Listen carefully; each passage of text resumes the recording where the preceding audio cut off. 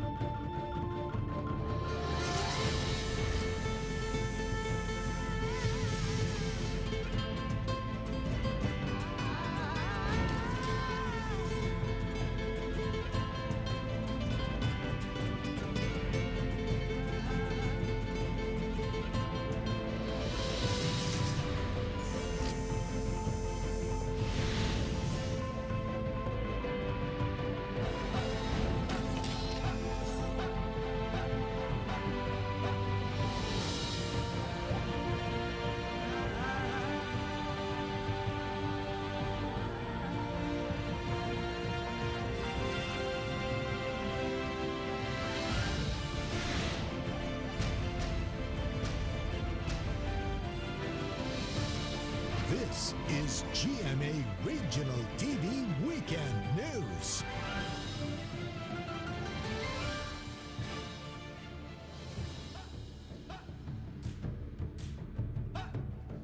Good afternoon. This is your GMA Regional TV Weekend News. The biggest, the latest, as local news matters. Tech Ocampo. Real Soroche. Sara Hilomen Velasco, broadcasting live from GMA Davao Complex in Davao City. This afternoon, we will be joined by GMA Regional TV correspondents Argil Relator of One Mindanao, John Sala of One Western Visayas, and Rain Palino of RTV Bicol. You know, Tech and Real, what's good about our program is that we are highlighting the beautiful regions and at the same time be inspired by stories in our localities. That is right, Sarah. We also have our other counterparts from the regions. Jasmine Gabriel Galban of Balitang Amyanan and Alan Domingo of Balitang Bista.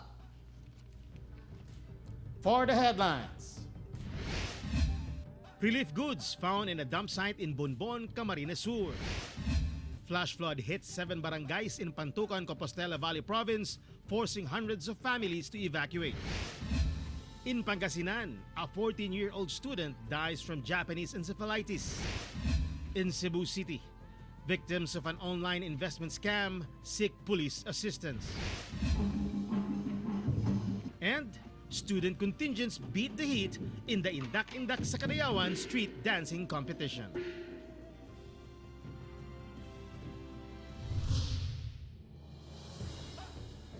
A policeman on AWOL shot dead and his 3 accomplices arrested for robbery of payroll money in Barangay Tisa, Cebu City. Alan Domingo has this report. Pepe Acosta, his nephew Rico Acosta, and Mark Vergara were tagged in a robbery of payroll money of a security agency last Tuesday in Barangay Tisa, Cebu City. 300,000 pesos worth of payroll money was forcibly taken from the head security guard of the agency. A policeman on AWOL PO2 Joby Antipolo was shot dead during the incident. Police are still investigating the identity of the person who shot him. Investigators zeroed in on Pepe Acosta after his identification was found on the motorcycle driven by PO2 Antipolo. Pepe Acosta denied the allegations and claimed that it was actually Mark Vergara who was the mastermind of the operation together with PO2 Antipolo. Primero sir, nisakay ko niya kay naa siya kuha dito sa kanini ang iskina padug Alupis.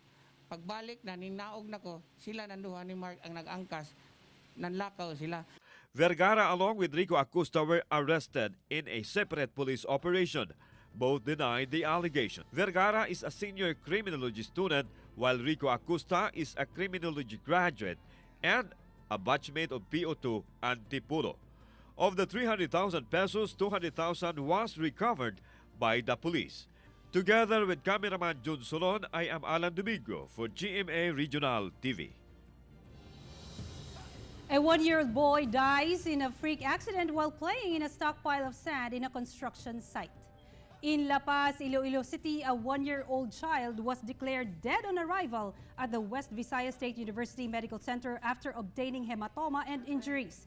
He was accidentally scooped by a payloader truck while playing in a stockpile of sand in a construction site. According to witnesses, the payloader operator, identified as Radan Catedral, kept on reminding the child's mother to watch over her child because heavy equipment were operating in the area. A few minutes later, witnesses saw the child already being scooped by the payloader's bucket from the pile of sand. The family agreed not to file a case against the payloader operator. Instead, they asked him to pay for the burial expenses of the child.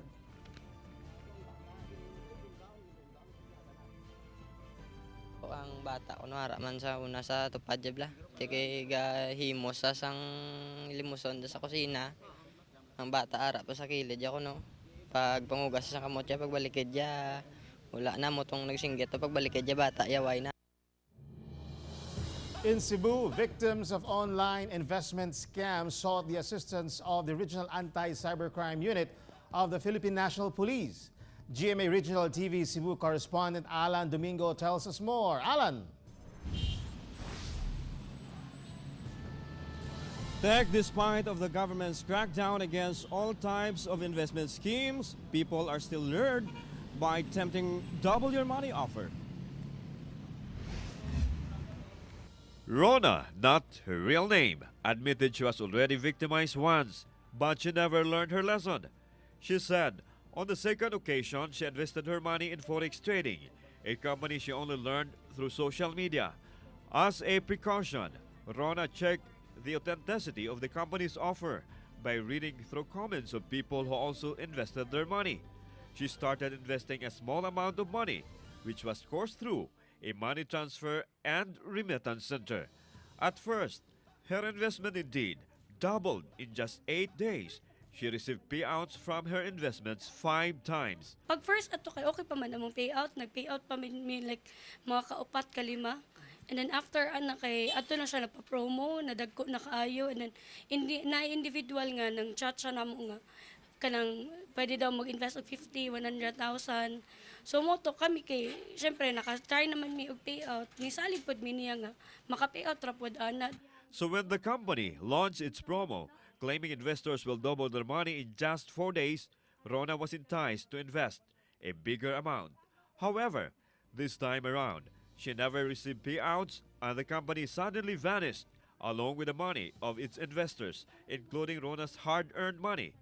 Prior to Rona's complaint, 6 other victims sought the help of the Regional Anti-Cybercrime Unit. While she admits there is a slim chance of her getting her investments back, Rona still decided to report her case to the authorities to warn others of the modus. Rona initially lost her money through the Organico investment scheme. Never ta mo engage og kanang ingana kanang too good to be true gani nga interest sa imuhang money nga imong i-invest.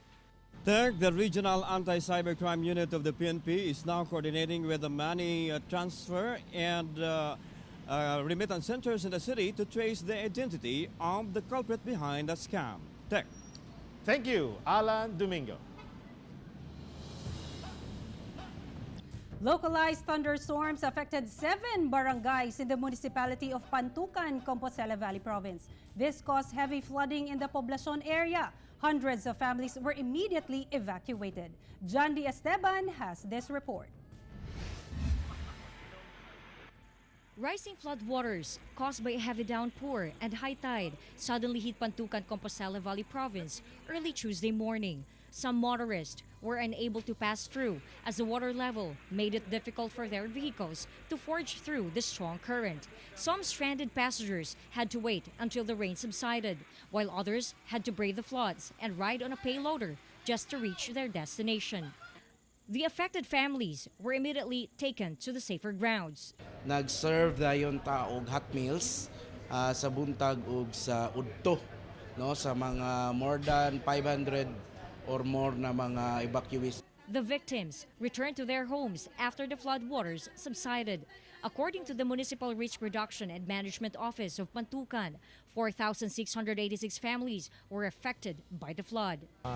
Kuan lang kay ang na-severely hit nga barangay is ang Barangay Kingking. Relief goods composed of food and non-food items were distributed to the affected families in the 7 barangays. Sitio Togop, Barangay Kingking, is one of the hardest hit barangays. Pag-asa explains the cause as a localized thunderstorm and not a weather disturbance. Together with cameraman Melcol Menares, I am Jandy S. Esteban for GMA Regional TV. A bulk of relief goods was found in the dump site in Bombon, Camarines Sur. Rain Palino has this report. Several relief goods were discovered in a dump site in Bombon, Camarines Sur. This came to the awareness of the local government of Bombon through a citizen who reported the incident. The relief goods were presumed to be part of the stock turned over by the DSWD for distribution to the affected residents in the event of disasters in the province. According to the incumbent Mayor Maria Luisa Angeles, the MDRRMO, or Municipal Disaster Risk Reduction and Management Office, did not turn over the extra goods when she assumed the office. The shipment of relief goods from DSWD happened before her administration. Actually, pumunta yung engineer namin doon para ng basura, kaya lang timely yung ang nakuha na basura. And at the same time, may nag-report sa amin na may mga relief daw na binaon. Based on the partial inventory of the LGU, recovered from the dump site were 693 sachets of coffee, 8 5-kilo packs of rice, and 1,586 canned goods. According to Engineer Arnold Talagit of the MDRRMC Disaster Operations Center, former Mayor Oscar Borja ordered the disposal of the relief goods because they were no longer consumable. Inapon lang po siya nating good consumption na po gani. May mga taklaan na si iba may butong. Siguro kung may nakahalo lang, di naman siya tigsugal si karibanay niya. Mga takla na po gani. Bako man na po kung may kapot kang susi.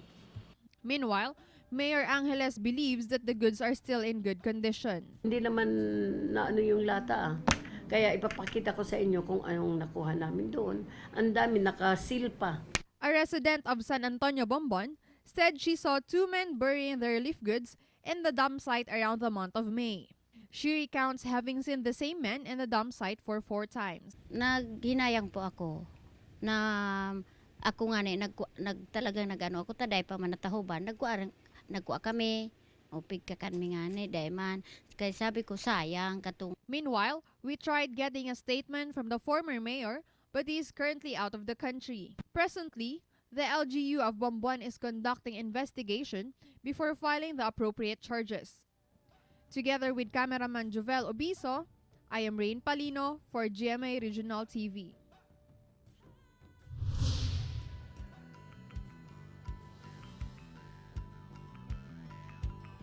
Festival fever is on as Davao City celebrates its 34th Kadayawan Festival. Locals and tourists alike can look forward to a bountiful harvest of fruits, especially durian. And aside from the popular varieties of durian, there's one unique variety of the fruit, the thornless durian. Argel Relator has the details. One distinct characteristic of the durian fruit is its countless thorns. In fact, the length of the thorn and the shape of the durian fruit determines its variety. In the wide gene bank of the Bureau of Plant Industry, which grows different varieties of fruits, one fruit tree immediately caught our attention. At first glance, it looks like a chico fruit, but its smell is distinctly that of the durian. Ongoing na to ang iyang study nga kung thornless gyapon siya hantod sa hantod o gina-conserve na to siya dinhi sa gene bank. More than 5 decades ago, the thornless durian was first propagated through grafting, using the scion of a thornless durian from Compostela Valley Province. Unlike the other varieties of durian, the thornless durian has smaller seeds and thinner meat, but its palatability is relatively close to the taste of native durian. Surely, it may smell like hell, but its taste is just like heaven. The thornless durian tree is not yet commercially available in the market, but cultivation and propagation continues as the agency is inclined to grow more of this durian variety. These days, all eyes are on the different durian varieties as most street stalls are selling the fruit. As the Kadayawan kicks off, one establishment launched a durian festival where you can eat all the durian you can for only 180 pesos. Ang nauna magud nga harvest na katong last kuan kining laing lugar. Pero karon ang Davao dako ang volume ang kuan naron harvest. Kay gamay-gamay rag expenses. These siblings from Baguio City bravely tried Davo's best durian. Itong variety na to kasi medyo may bitter siya sa first, pero after a while okay na siya. Kumakain ka ba talaga? Mas okay yung pomelo. Compared... Bakit ayaw mo? Di ko alam. Di mo maintindihan yung lasa? Di ko maintindihan lasa. Here, you also have the option to try the regular durian variety at 60 to 70 pesos per kilo. The Durian Festival aims to promote not only the durian but also other fruits popularly grown in the city like rambutan, lanzones, and mangosteen to help local farmers from far-flung barangays to sell their products in downtown Davao. Davao City has been tagged as the durian capital of the Philippines as 90% of the supply of durian in the country comes from the city. With cameraman Jojo Solarte, I am Argil Relator for GMA Regional TV.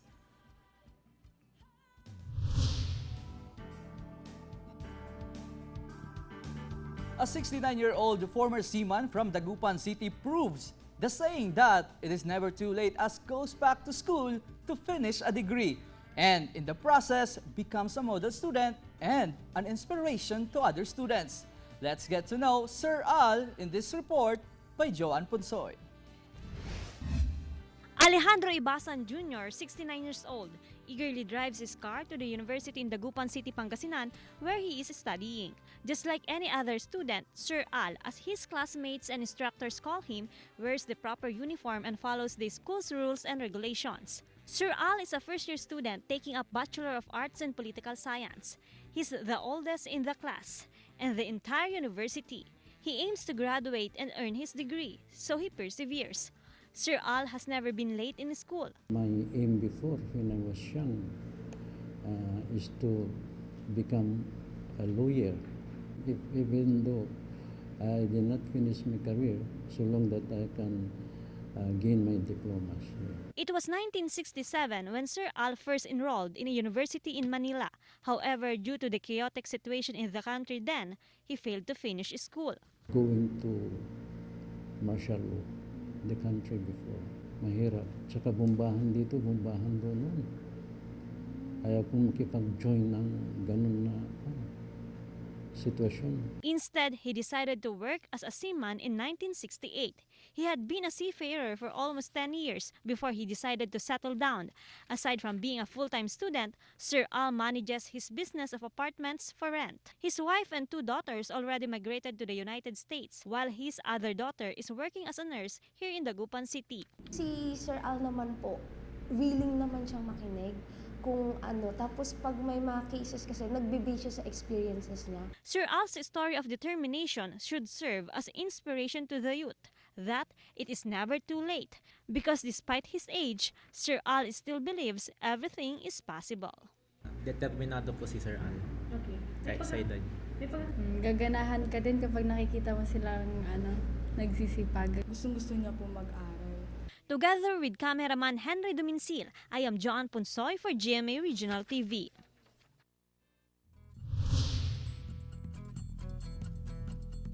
A Cebuano yet again bags the GMA Network Excellence Award. Let's get to know her in this report by Luan May Rondina.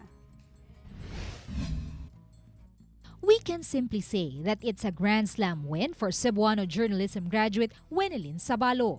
Wenelin, who represented Cebu for the GMA Network Excellence Awards this year, earned the distinction. The GMA Network Excellence Awards is intended to honor outstanding communication or journalism graduates. The competition is open to all communication students nationwide. I am very happy and proud that I was able to give the school the three-peat that it deserves, and I am still overwhelmed by how other people congratulated me, but also I am still thankful for all the people who have supported my journey, my GMA journey. University of San Jose Recoletos Communications graduates continues to rule over by winning the GMA Network Excellence Awards for 3 consecutive years. In 2017, it was Lorraine Ambrad, and last year, it was Mark Romas who took home the award. Wenilyn is the only Cebuano included in the final 5. Knowing that I was the only Bisaya or Cebuana who have made it to the top 5, when I entered the waiting room, all of them are from Luzon, and siguro the pressure was how could I give justice to the support nga gihatag sa mga tao nako. Wenilyn graduated magna cum laude and is active in many community outreach activities. She added that the criteria does not only consider the applicant's academic performance but also their personality and their serbisyong totoo activities. If passionate nimo padayon and learn to love it more every day. Together with cameraman Godfrey Rilien, I am Luan Merondina for GMA Regional TV.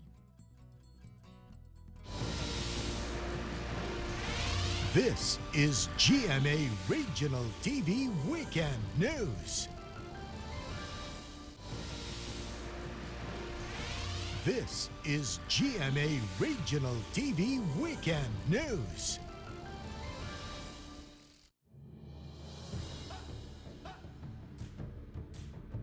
In Pangasinan, a 14-year-old student dies from a rare disease called Japanese encephalitis. GMA Regional TV Dagupan correspondent Jasmine Gabriel Galban has an update live. Jasmine.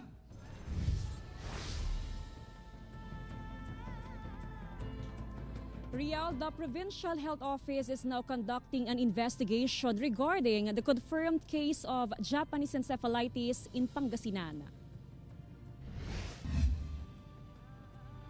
14-year-old student Jasmine Prestosa from Barangay San Vicente, Bayambang, Pangasinan exhibited the following symptoms for a week: high fever, chills, severe headache, and fatigue.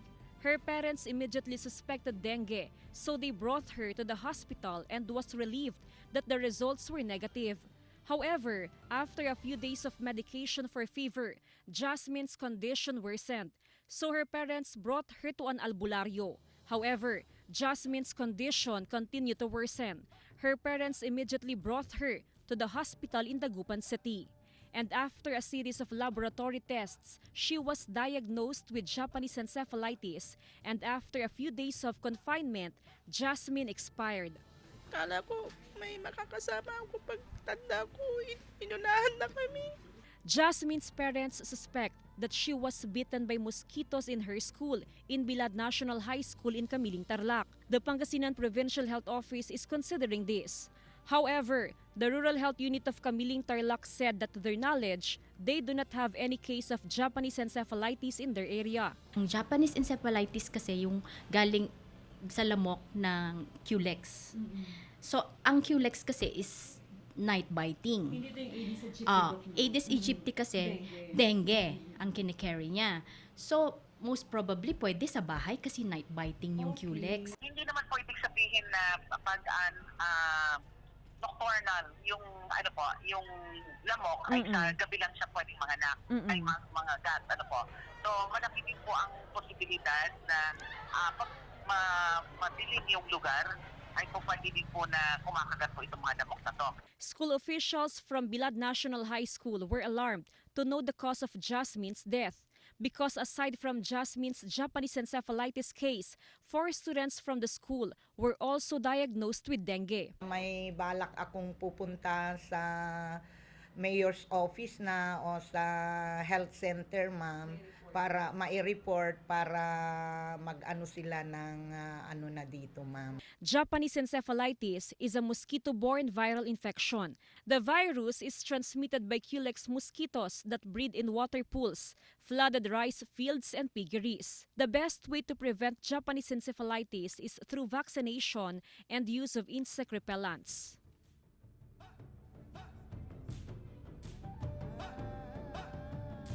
Real, to bring down Japanese encephalitis cases in the country, the Department of Health has introduced to its immunization program the JE vaccine. Second quarter this year, DOH started immunization program in Region 1. Meanwhile, for our update on dengue, the town of Itiague in Isabela is now under a state of calamity due to a spike of dengue cases. And according to the local government unit, the declaration of a state of calamity was decided yesterday during an emergency meeting. Rial? Thank you, Jasmine Gabriel Galban.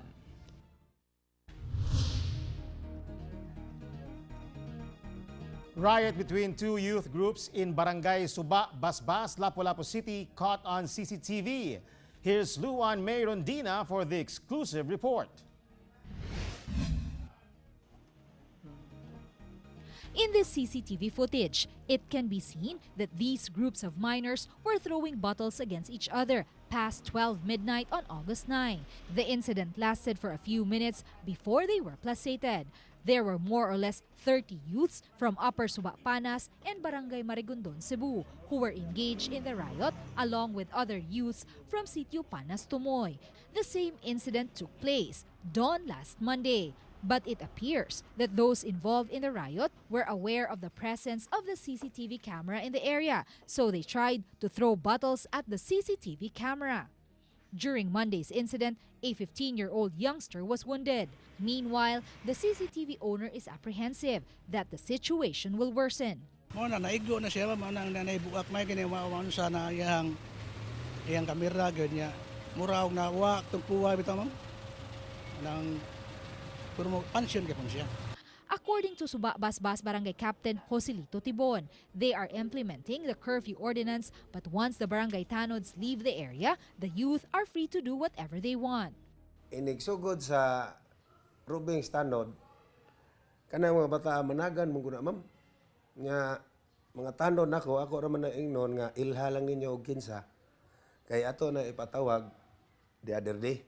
In the riot that ensued, Captain Tibon said they will summon all those involved, including their parents. Doon na may lead ana nga kinsay naguna, kinsay nanguna, kinsay po'y kuan na apoy involved nga medyo dili na underage. Na doubtful ko nga ang kana siya mo'y leader barkahan na siya, di lang yun mutugan. Together with cameraman Renante Quiñones, I am Luan Mayrondina for GMA Regional TV.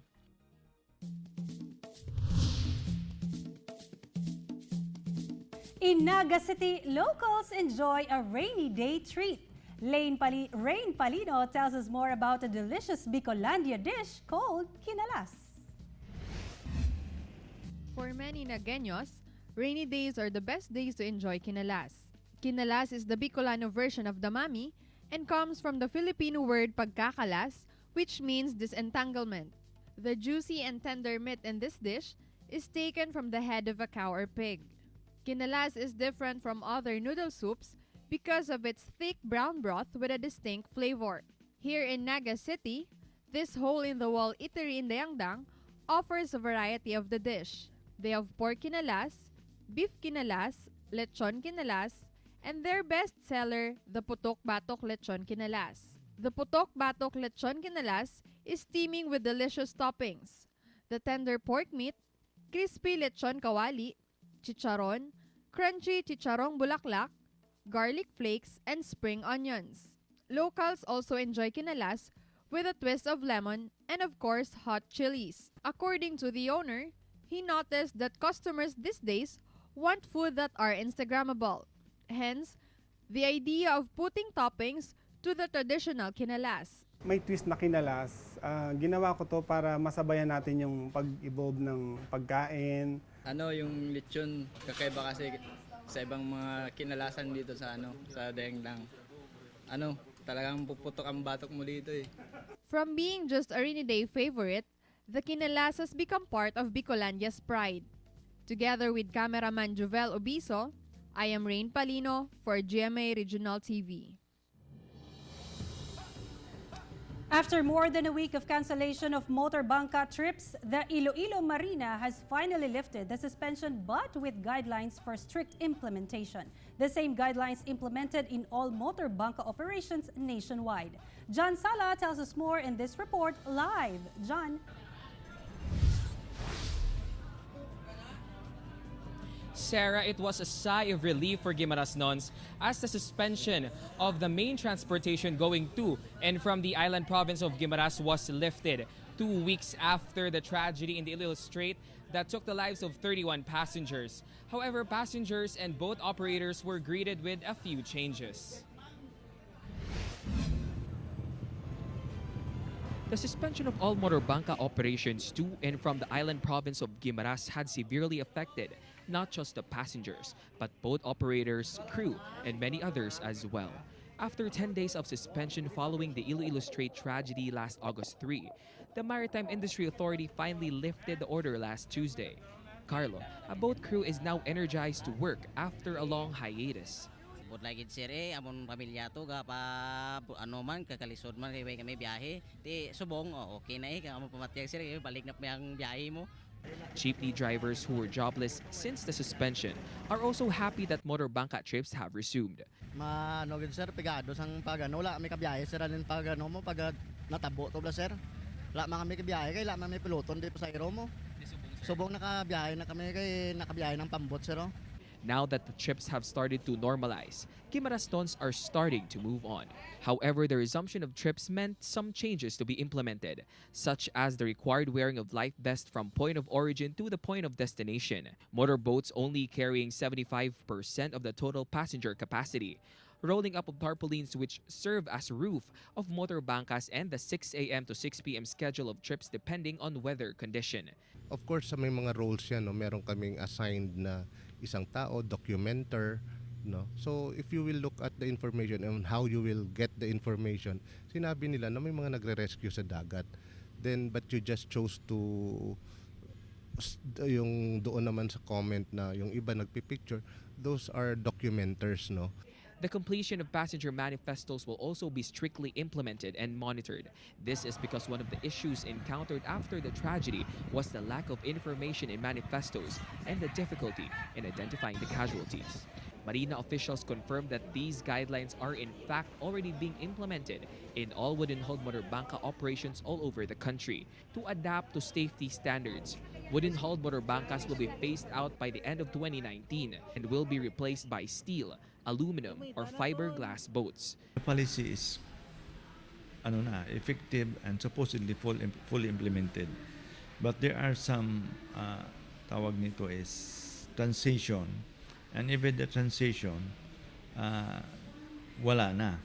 Meanwhile, to address the surge of passengers and to give them an alternative mode of transportation, 3 additional steel-hulled motor bangkas from a private company in Surigao were given permits to travel and carry passengers and cargoes to and from Guimaras.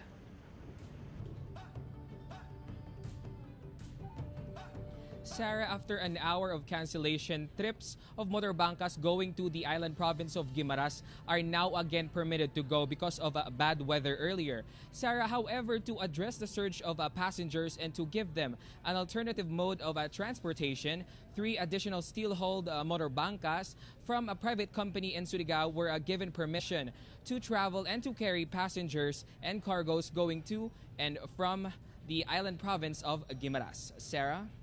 All right, thank you, John Sala. Good afternoon, everyone. This is the latest weather update for today, August 17, 2019. Based on our weather satellite, there is no major weather disturbance that is currently affecting our country. But then we still have the southwest monsoon or the habagat that is currently affecting the western section of northern and central Luzon. And due to this, Batanes and the Babuyan group of islands will have cloudy skies with isolated rain showers and thunderstorms. Meanwhile, Metro Manila, Metro Cebu, and Metro Davao will continue to have sunny days with partly cloudy to cloudy skies and isolated rain showers. For more weather updates, you may follow our social media accounts, UST_Pag-asa, and check our website, bagong.pagasa.ust.gov.ph. And that will be our latest weather update for today. From Visayas PRST here in Mactan, Cebu, this is Vine Sinsan. Good afternoon. This is GMA Regional TV Weekend News. This is GMA Regional TV Weekend News.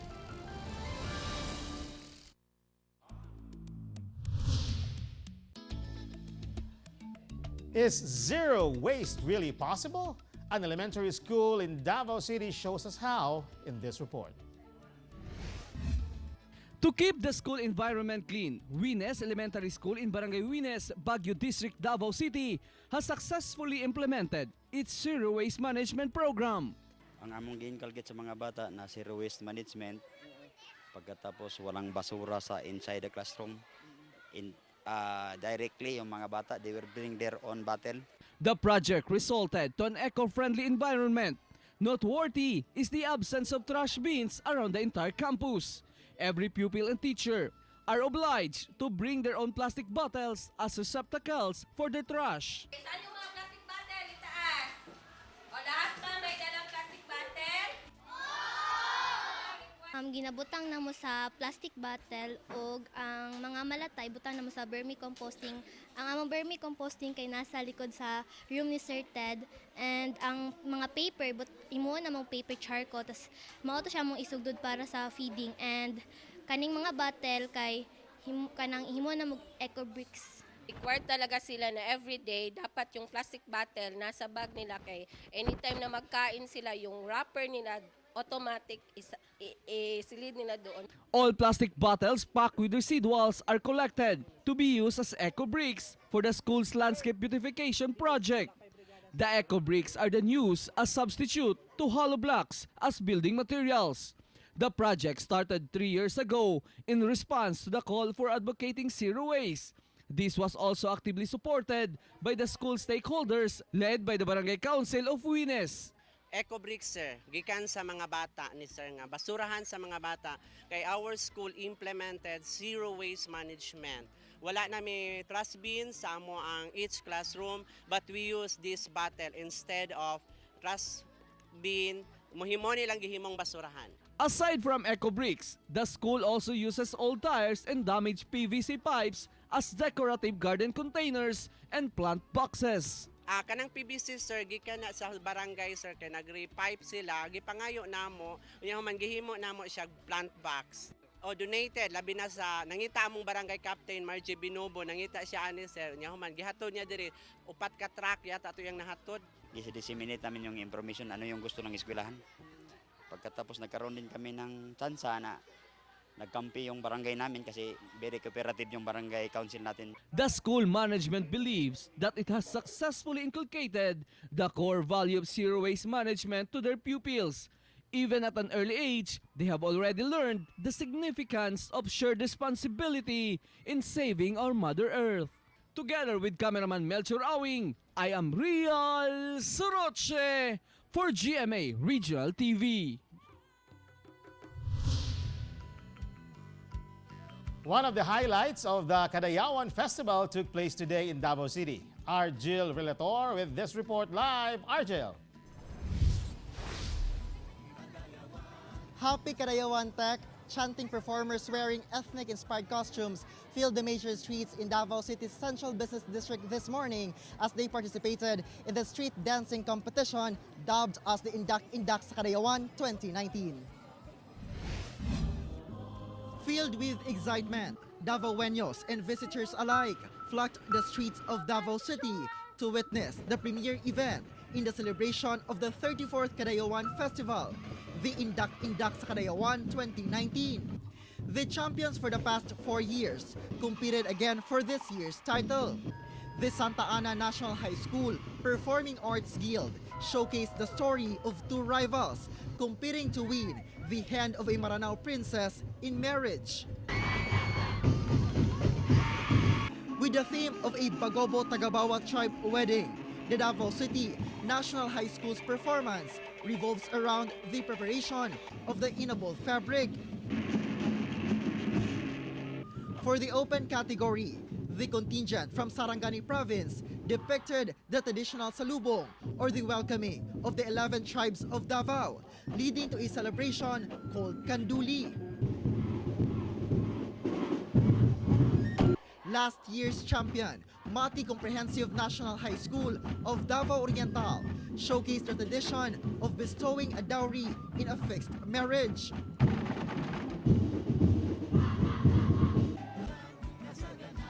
The event, the Indak sa Karayawan in particular, aims to promote the abundant culture and tradition of the 11 tribes in Davao City.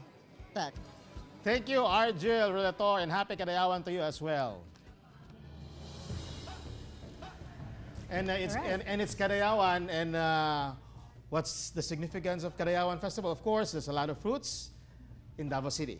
Well, what better way to celebrate life here in Davao City than by visiting us and celebrating the 34th Kadayawan Festival for you guys to experience how in Davao City, #life is here. We are inviting our neighboring cities and municipalities to please come Davao City and celebrate with us this 34th Kadayawan Festival. Happy Kadayawan, mga Happy kapuso. Kadayawan, And mga you. kapuso. We would like to thank everyone from around the Philippines as well as our kapuso abroad for watching today's episode. That was the biggest and the latest news from the regions. Thank you for joining us, and from all of us here in Mindanao, This has been GMA Regional TV Weekend News, where local news matters. Happy weekend!